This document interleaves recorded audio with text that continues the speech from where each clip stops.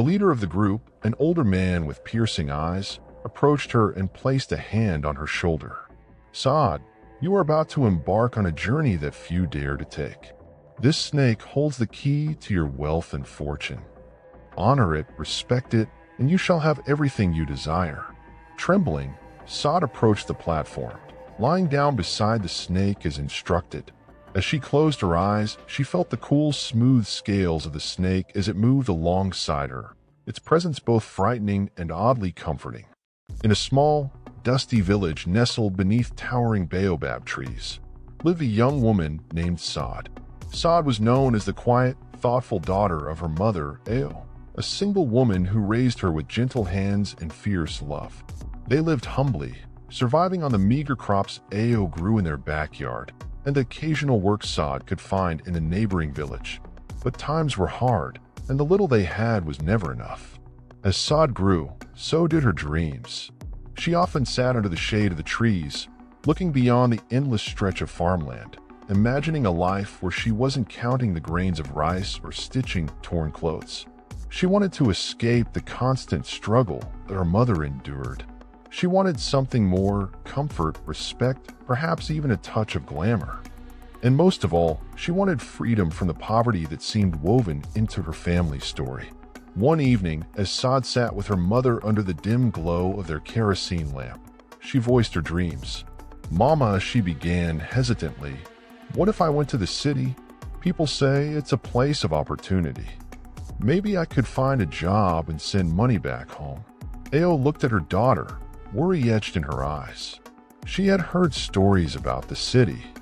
Many villagers who had gone there seeking fortune never returned, or if they did, they were broken and empty. But Ao also understood her daughter's desires. They had planted themselves in her heart like stubborn seeds that could not be uprooted.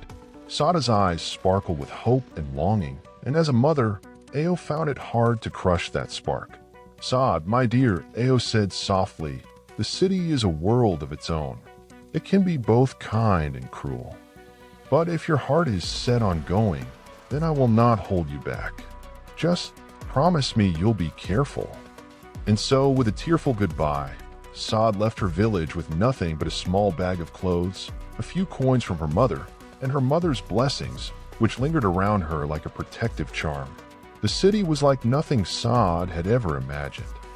Buildings stretched high into the sky, cars honked impatiently, and people moved with a hurried energy that made her feel both excited and overwhelmed. She managed to find a place to stay with a distant cousin, who welcomed her warmly but warned her about the difficulties of city life. For days, Saad searched for work, facing countless rejections. No one seemed interested in hiring a girl from a rural village with little education.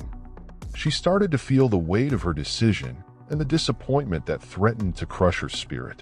But she couldn't give up. She had promised her mother she would succeed.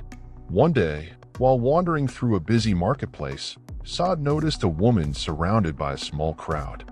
The woman was unlike anyone Saad had seen before. She was tall and elegant, dressed in a luxurious gown, her jewelry sparkling like stars. Her skin was smooth and glowing, and her eyes had a mysterious allure that captivated everyone around her. Saad couldn't take her eyes off the woman, who seemed to notice her as well. With a slight smile, the woman walked over and introduced herself. "My name is Lola," she said, her voice smooth and warm like honey. "You seem lost. Are you new here?" Saad nodded, suddenly feeling shy. "Yes, I am. My name is Saad. I came from a small village, hoping to find a job and help my family." Lola's eyes softened, and she took Saada's hand in hers. The city can be harsh, but it can also be full of opportunities for those who know where to look. "Why don't you come with me? Perhaps I can help you." Though hesitant, Saad felt a strange sense of trust toward Lola, as if they were connected by an invisible thread. She followed Lola, who led her to a beautiful large house filled with exquisite decorations and rare artifacts. The house was unlike anything Saad had ever seen. It spoke of wealth and mystery. Over tea, Lola listened intently to Saada's story, her eyes never leaving her face. After hearing about Saada's struggles and dreams, She leaned forward, her voice barely above a whisper. Saad, I know of a way that could change your life forever. It's not for everyone, but if you're truly determined, it could bring you more wealth than you can imagine. I can introduce you to a group of people who have helped many, including myself, to rise from poverty. Saad felt a flutter of hope mixed with a strange fear. What kind of people? She asked. Lola's gaze turned serious. They are a powerful group who believe in the ancient ways and the magic of the spirits. Their leader, a spiritualist, can open doors that no one else can.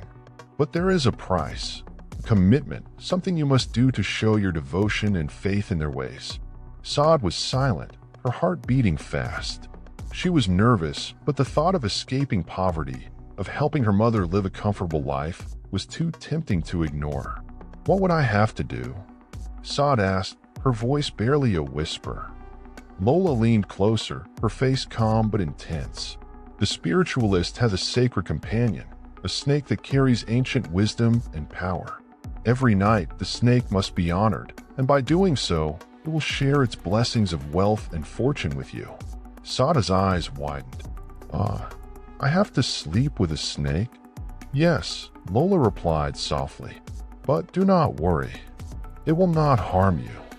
It is simply a vessel, a pathway to untold riches.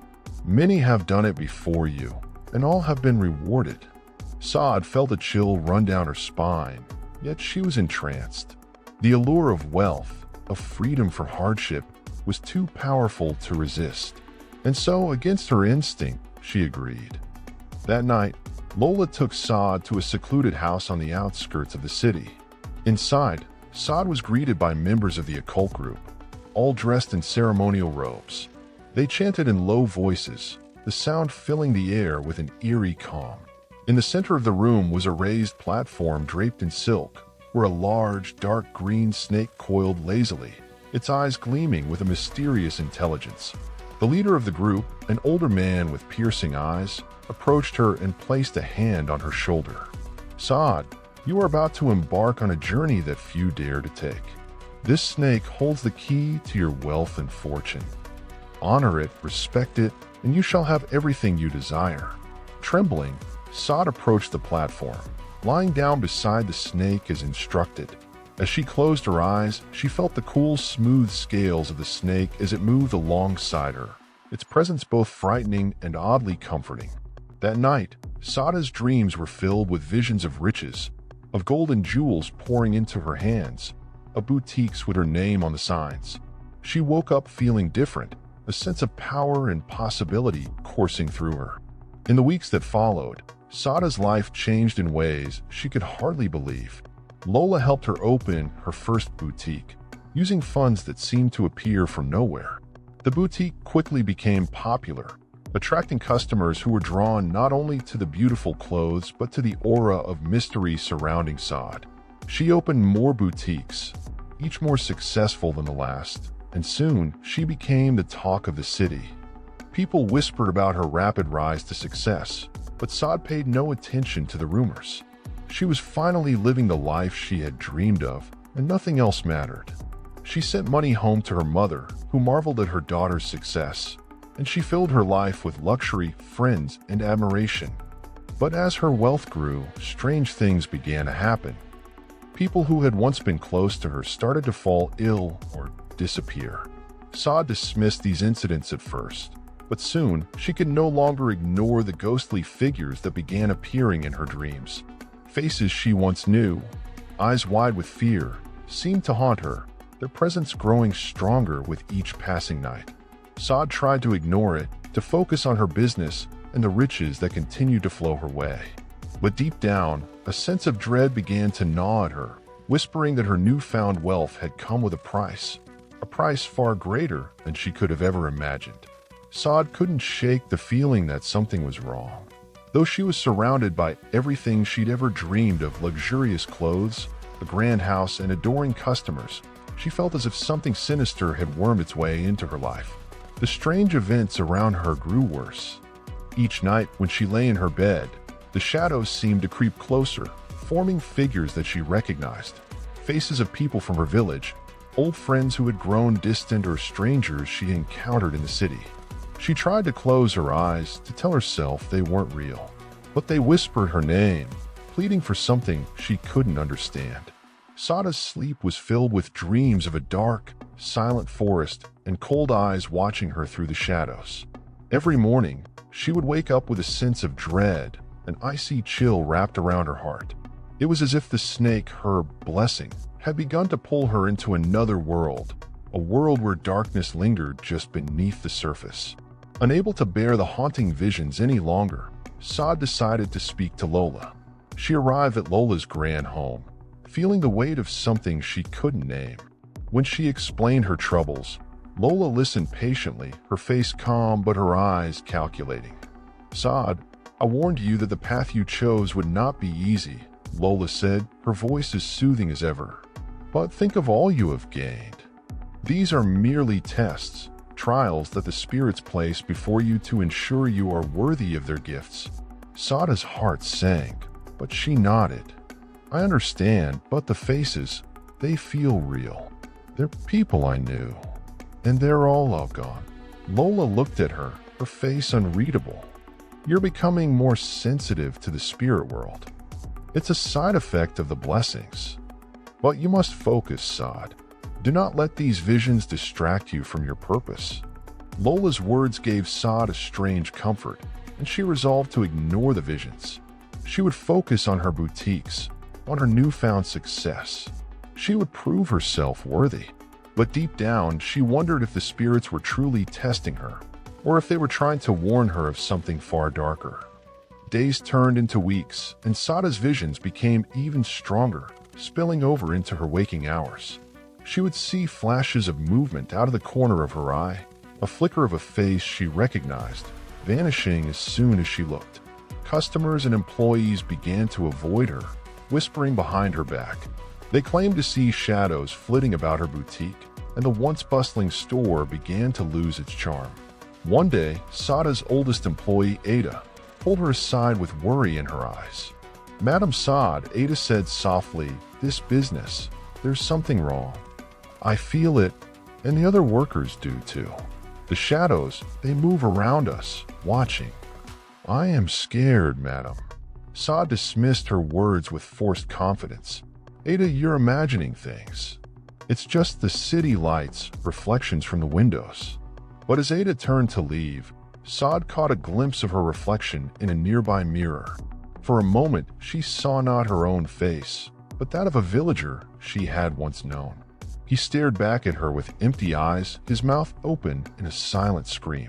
She stumbled back, clutching her chest. As the image vanished, her heart pounded. She could no longer ignore it. The curse was growing, feeding on something she didn't understand. Desperate, Sad decided to visit the leader of the occult group, the spiritualist who had first initiated her into the mysterious world. She remembered his piercing eyes and his strange calm. Perhaps he could explain why these haunting visions had become so intense. The spiritualist's home was dimly lit, filled with smoke from burning incense. He greeted her with a knowing look, as if he had expected her visit. "Sad, the spirits have spoken of you," he said in a low, deep voice. "You seek answers, but answers are not given lightly. You made a commitment when you joined our circle. Do you remember?" "Yes," Sad replied, her voice trembling. "But the visions, I didn't know it would be like this. People I once knew are appearing in my dreams. They're suffering, and now I see them even when I'm awake." The spiritualist regarded her with a steady gaze.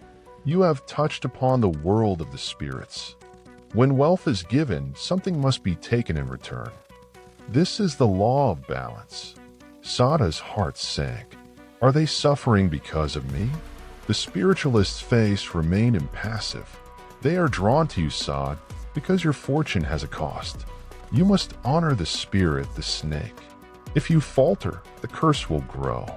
Sad left the spiritualist house feeling more trapped than ever. She had gained so much, yet it felt as though she had lost even more. The riches she had once cherished now seemed tainted, and she began to wonder if they had ever been worth it.